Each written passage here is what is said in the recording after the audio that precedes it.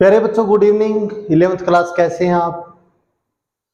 तो प्यारे बच्चों, हमने ना टॉपिक डिस्कस किया था बेटा आपके साथ। टॉपिक हमारा जो चल रहा था एटॉमिक स्ट्रक्चर के ऊपर चल रहा था और इसमें हम 5 लेक्चर आपके ले चुके थे और उसमें हमने ये डिस्कस कर लिया था कि एक एटम का जो न्यूक्लियस होता है उसमें हमें क्या पाया जाता है, प्रोटॉन और न्यूट्रॉन पाया जाता है और उसके सराउंडिंग कौन पाए जाते हैं, इलेक्ट्रॉन। लोकेशन के बारे में हमें पता चला था और ये बातें हमारे सामने रदरफोर्ड एक साइंटिस्ट आता है, उसने स्कैटरिंग एक्सपेरिमेंट हमारे सामने करके दिखाया और उसके थ्रू हमने बहुत सारी बातों को डिस्कस किया। आज हम इस टॉपिक को आगे चलाते हैं और टॉपिक में एटॉमिक स्ट्रक्चर और आज का जो पार्ट हमारा है बेटा 6 पार्ट के ऊपर हम काम कर रहे हैं, एटॉमिक स्ट्रक्चर। प्यारे बच्चों, एटॉमिक स्ट्रक्चर के अंदर आज हम रदरफोर्ड की थ्योरी को तो पढ़ चुके थे और उससे आगे जो छोटी छोटी 2-3 थ्योरियां हैं जिनके ऊपर आज हम डिस्कस करने जा रहे हैं और वो उसमें सबसे एक इंपॉर्टेंट थ्योरी है बेटा, वो एक ही थ्योरी आज के लेक्चर में मैं आपको समझाऊंगा और उसकी बारीकियों को मैं समझाने की कोशिश करूंगा बेटे। और उस साइंटिस्ट का नाम था प्यारे बच्चों हमारे पास, that is Planck's quantum theory बेटा, प्लैंक्स क्वांटम थ्योरी। इस थ्योरी के ऊपर आप डिस्कस कर रहे हैं। साइंटिस्ट का नाम था बच्चों प्लैंक्स। इस आदमी ने हमारे सामने बहुत सारी छोटी छोटी बारीकियों को एक्सप्लेन किया। सबसे पहले बारीकियां क्या एक्सप्लेन करी, इसने सबसे पहले दुनिया को सोचने पर मजबूर किया। सपोज करें कि आपने यहां पर कोई सोर्स ले रखा है, सोर्स ऑफ लाइट, ठीक है, सोर्स ऑफ लाइट आपने ले रखा है जिसमें से वेव्स प्रोड्यूस हो रही है। जस्ट लाइक आपने कोई बल्ब ले लिया, कोई CFL ले ली, या सन को आप कह सकते हैं सन इज द एनर्जी का सबसे बड़ा सोर्स है। और वो क्यों है मैंने आपको रेडियो एक्टिविटी के अंदर बताया था, क्योंकि उसमें से बहुत सारा वेव्स निकलती हैं, अल्फा बीटा और अल्ट्रावायलेट टाइप की वेव्स निकलती हैं। उसमें हाइड्रोजन का ड्यूटेरियम आपस में टकराता है, एनर्जी क्रिएट होती है, तो वो एनर्जी हमारे तक पहुंचती है, एज ए लाइट के रूप में पहुंचती है। बट प्लैंक्स ने उस बात को कहीं ना कहीं एक अच्छे वे की तरफ लेकर के गया और उसने उस बात को अच्छे से एक्सप्लेन करने की कोशिश करी। इसने हमें क्या बताया कि भाई आपके पास कोई लाइट सोर्स है, और उस लाइट सोर्स में आप देखेंगे कि जितनी चमक उस लाइट सोर्स के पास है उसके चारों तरफ जो उतनी चमक बनी हुई है और वो चमक हमारे पास नहीं है। यानी कि अगर हम थोड़ा सा उससे दूर खड़े हैं तो उतनी चमक हमारे तक नहीं आ रही है जितनी चमक कहां पर है बेटा, उस लाइट सोर्स के पास है। और जितना हम उस लाइट सोर्स से दूर उठते जाएंगे उतनी ही चमक उसकी क्या होती चली जाती है, कम होती चली जाती है। कि वो ऐसा क्यों हो रहा है, इन बातों के बारे में हमारे सामने ना प्लैंक साइंटिस्ट था, वो लेकर के आता है, अपनी बातों को रखता है। और उसने क्या कहा, उसने कहा कि भाई हमारे पास ना कौन है बच्चों, एक लाइट सोर्स है जिसमें से क्या निकलती है बेटा, ऐसे वेव चल रही है। ठीक है, मान लेते हैं ऐसे वेव चल रही है कॉन्टिन्यूसली। जो लाइट सोर्स है वो अपनी वेव्स को क्या कर रहा है, इमिट कर रहा है। ठीक है भाई, ये बात सच्चाई है। और वो वेव कहां आ रही है बेटा, एटमॉस्फेयर में आ रही है। वो वेव्स कहां आ रही है, एटमॉस्फेयर में आ रही है। और एटमॉस्फेयर में आ रही है तो जो एटमॉस्फेयर के अंदर जो हमारे पास गैसेज हैं, एटमॉस्फेयर के अंदर गैसेज हैं, वो इसके ऊपर क्या करती है, इस वेव्स के ऊपर अटैक करती हैं। और अटैक करने की वजह से ये वेव्स ना छोटे छोटे पैकेट्स में टूट जाती हैं, छोटे छोटे पैकेट्स के अंदर ऐसे टूट जाती हैं, ऐसे बेटा। ठीक है, छोटे छोटे पैकेट्स में टूट जाती हैं। और ये छोटे छोटे जो पैकेट्स होते हैं इनको हम बोलते हैं क्वांटम। क्या बोलते हैं, क्वांटम। ये बात अपने पास सबसे पहले किसने बताई थी बेटा, ये फोटोन ने बताई थी। ठीक है, इसकी बात को थोड़ा ध्यान से गौर से सुनना बच्चों। बहुत सारी आगे जो हमारे लेक्चर होंगे उस लेक्चर में इसकी जो बातें हैं वो कहीं ना कहीं हम डायरेक्ट या इनडायरेक्ट रूप से यूज करने जाएंगे बेटा। और इसने इसकी थ्योरी का यूज करके बहुत सारे एक्सपेरिमेंटों को एक डायरेक्शन मिलेगी और उस डायरेक्शन को हमने समझना है। तो प्यारे बच्चों, आते हैं वापस टॉपिक पर। इसने कहा कि भाई आपके पास अगर कोई लाइट सोर्स है तो उस लाइट सोर्स में से क्या निकलती है, वेव्स निकलती हैं। और वो वेव्स ना बेटा कॉन्टिन्यूस, लाइट जो सोर्स है वो तो कॉन्टिन्यू वेव्स को छोड़ रहा है और वो वेव्स कॉन्टिन्यूस कहां जा रही है, एटमॉस्फेयर में भी जा रही है। बट एटमॉस्फेयर में जितना सोर्स से दूर उठती जाएंगी उतना ही एटमॉस्फेयर की गैसों का उसके ऊपर इफेक्ट होगा और वो छोटे छोटे पैकेट्स में टूट जाती हैं, जिनको हम क्या बोलते हैं, क्वांटम बोलते हैं। और अगर ये क्वांटम लाइट एनर्जी के लिए, किसके लिए बेटा, लाइट एनर्जी के लिए एक्सप्लेन किए जाए तो इनको हम कहते हैं फोटोन। क्या कहते हैं बच्चों, फोटोन। बात समझ में आई बेटे, दोबारा सुने। अगर देखो मैं हूं, आप मेरे को देख पा रहे हो, आपको मैं देख पा रहा हूं, आप एक दूसरे को देख पा रहे हो, आपके सामने जितनी भी थिंकिंग, जितनी भी वस्तुएं रखी हुई हैं वो सभी आप देख पा रहे हो। इसका मतलब सभी के अंदर एक प्रकार की क्या है, वेव्स प्रोड्यूस हो रही है, और वो वेव्स को क्या कहते हैं, हम क्वांटम कहते हैं अकॉर्डिंग टू प्लैंक्स। ठीक है, बट जितनी भी चमकने वाली चीजें जैसे सन महाराज है, अच्छा ये हमारे CFL है, बल्ब्स हैं, ये ट्यूब्स हैं, इसमें से वेव्स निकलती हैं। वो वेव्स अगर लाइट वेव्स के रूप में बाहर आ रही हैं, चमक के रूप में बाहर आ रही हैं, तो उनको हम बोलेंगे फोटोन।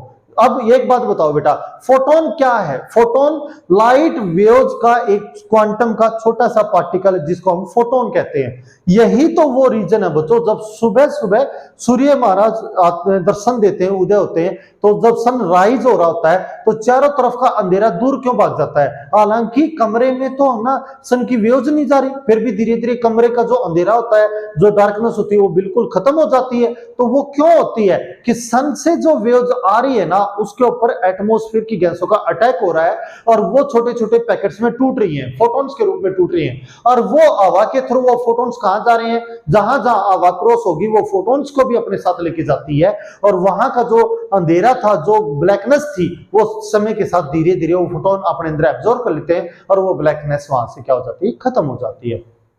ठीक है, ये फोटोन का। तो इसका मतलब क्या फोटोन के ऊपर कोई चार्ज है? आप बताइए, आप फोटोन के ऊपर कोई चार्ज है? नहीं, फोटोन के ऊपर कोई चार्ज नहीं है। क्यों नहीं है? क्योंकि photon is the part of quantum, और क्वांटम कौन है? एक वेव्स का पार्टिकल, और वेव्स में कभी भी एक सोर्स में से जो वेव्स निकलती है, चमक निकलती है, वेव प्रोड्यूस होती है, उसमें कभी भी इलेक्ट्रिक फील्ड और मैग्नेटिक फील्ड बाहर नहीं आता, और जब फील्ड बाहर नहीं आएगा तो उसमें कोई भी चार्ज पार्टिकल नहीं बनेगा। यहां तक आप समझे, यहां तक आप इसको समझने की कोशिश करें। तो इसका पहला पॉइंट क्या बनेगा बेटे? फर्स्ट पॉइंट देखिए भाई, अब इसी बात के ऊपर इसका हमारे पास थ्योरी के पॉइंट्स बनते हैं, इन्हीं पॉइंटों को हम आपके सामने लिखने के लिए जा रहे हैं। फर्स्ट पॉइंट है बेटा, a source will be emitted continuous waves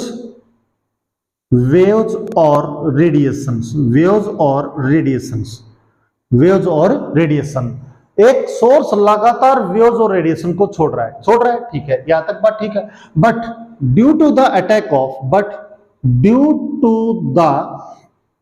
attack of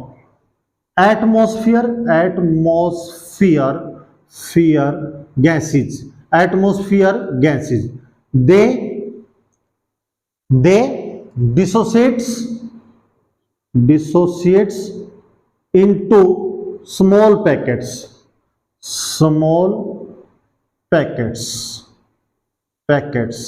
is called quantum। बात समझ में आई बेटा? क्या कहता है? एक जो सोर्स है वो लगातार अपने अंदर से वेव्स को छोड़ रहा है, ठीक है, छोड़ रहा है, बट वो वेव्स के ऊपर है ना एटमॉस्फेयर की गैसों का क्या होता है, अटैक होता है, जिसकी वजह से वो छोटे छोटे पैकेट में डिसोसिएट हो जाते हैं, टूट जाते हैं, और उस पैकेट्स को हम क्या कहते हैं बेटा? क्वांटम कहते हैं। ठीक है, दूसरी बात क्या कहता है? फॉर लाइट एनर्जी, किसके लिए बेटा? For light energy. अगर मैं लाइट एनर्जी की बात करूं, these quantum is known as photon, और इन क्वांटम्स को हम क्या कहते हैं बेटा? फोटोन कहते हैं।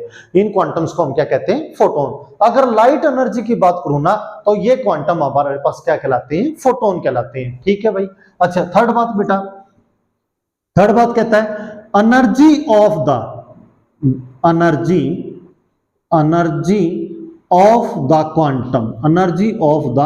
क्वांटम बेटा, energy of the quantum is directly proportional to its frequency.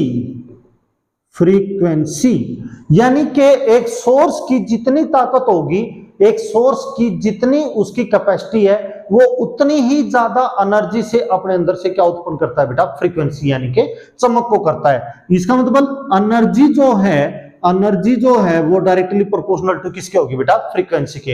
एक 10 वाट का जो बल्ब है वो 10 वाट की चमक देगा, एक 50 वाट का जो बल्ब है वो 50 वाट के अनुसार एनर्जी को प्रोड्यूस करेगा। तो जितनी ज्यादा एनर्जी होगी उतनी ही उसकी क्या बढ़ती जाएगी, चमक बढ़ती जाएगी। ठीक है, आगे कहता है फोर्थ पॉइंट बेटा हमारे पास, फोर्थ पॉइंट क्या कहता है, अगर मैं एक बार इसी को ड्राइव कर लेते हैं। अगर मैं इस निशान को डायरेक्टली क्यों निशान के हटाऊंगा, तो यहां पर क्या लगाऊंगा बेटा, कांस्टेंट लगाऊंगा, और इस कांस्टेंट को उसके साइंटिस्ट के नाम से ही पहचान दी गई, और क्या कहते हैं बेटा, प्लैंक्स कांस्टेंट।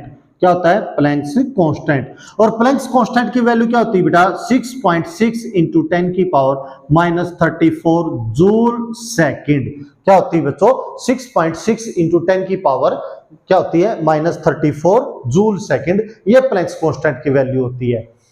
समझे इस बात को कि जितनी ज्यादा एनर्जी होगी उतनी ही ज्यादा क्या बनेगी, फ्रीक्वेंसी बनेगी। और प्यारे बच्चों, फ्रीक्वेंसी जो होती है ना, किसी भी सोर्स की जो फ्रीक्वेंसी होती है वो इनवर्सली प्रोपोर्शनल होती है बेटा उसके वेव्स के। इसका मतलब frequency is inversely proportional to wavelength. ये जो न्यू है ना, ये जो निशान ऊपर से बैंड है, इसको न्यू बोलते हैं बेटा। हम क्या बोलते हैं, न्यू बोलते हैं, न्यू शब्द से बोलते हैं। और ये किसको रिप्रेजेंट करता है, फ्रीक्वेंसी को रिप्रेजेंट करता है। इसको ये जो ऐसे लगा है ना, इसको हम लैम्डा LEMBDA लैम्डा बोलते हैं बेटा। और ये लैम्डा किसको मापता है बच्चों, ये वेव लेंथ को मापता है बेटा, वेव लेंथ को मापता है। ठीक है, लैम्डा किसको मापता है बेटा, वेवलेंथ को। यानी कि अगर सोर्स के चारों तरफ चमक रुकेगी, वेव्स रुकेंगी, जितनी वेव्स सोर्स के पास रुकेंगी उतनी ही उसकी क्या बढ़ती है, चमक। और वो चमक किसके ऊपर डिपेंड करती है बेटा, सोर्स की एनर्जी के ऊपर डिपेंड करती है। एनर्जी के ऊपर क्या करती है, डिपेंड करती है। ठीक है, इस निशान को यहां से हटाते तो क्या लगाते हैं बेटा, that is C by lambda. C क्या होता है प्यारे बच्चों, सी हमारे पास होता है बेटे लाइट वेलोसिटी। क्या होता है बच्चों, लाइट वेलोसिटी। और लाइट वेलोसिटी जो होती है ना वो 3 इंटू 10 की पावर 8 मीटर पर सेकंड होती है। यानी कि इतनी स्पीड से हमारे पास जो लाइट्स है वो ट्रेवल करती है।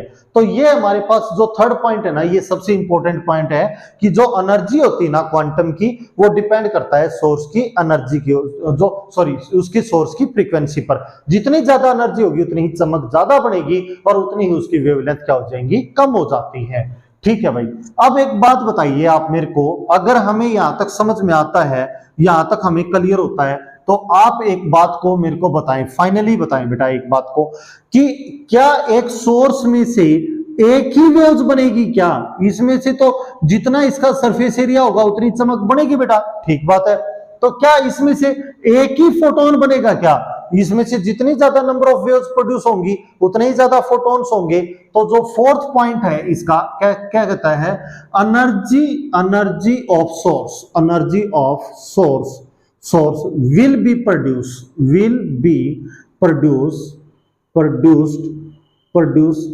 infinity times of photons, infinity times of photon। ठीक है, इसका मतलब energy is equal to n into में h इंटू न्यू। n क्या है बेटा, दैट इज इंटीग्रल मल्टीपल बेटा। क्या होता है हमारे पास, दैट इज इंटीग्रल मल्टीपल। और इंटीग्रल मल्टीपल के अंदर प्यारे बच्चों 0 नहीं होता, 1 से शुरुआत होती है। और ये कितने हो सकते हैं बेटा, अप टू इंफिनिटी। डिपेंड करता है सोर्स की नेचर के ऊपर बच्चों। और क्या कहता है पांचवा पॉइंट बेटा, they travel with velocity of light. ठीक है, किससे ट्रेवल करते हैं बेटा, वेलोसिटी ऑफ लाइट से। जितनी ज्यादा लाइट की वेलोसिटी होगी उतने ही ट्रेवल करेंगे। And produce the colour